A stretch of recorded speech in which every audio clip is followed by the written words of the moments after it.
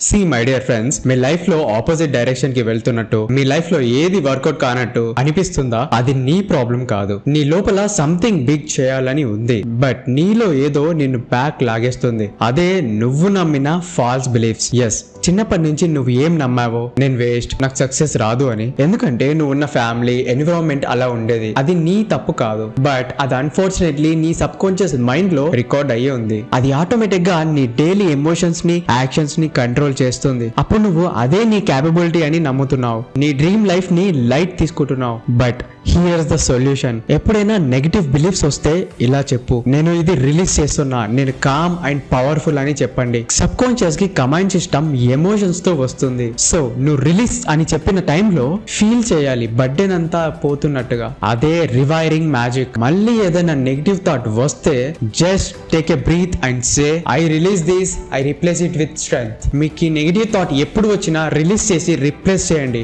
14 days లో నీ mind new path లోకి వెళ్తుంది. సో ఇంకా నీ సబ్ కాన్షియస్ మైండ్ గురించి థింగ్స్ తెలుసుకోవాలి అంటే ఈ పేజ్ ని ఫాలో అవ్వండి.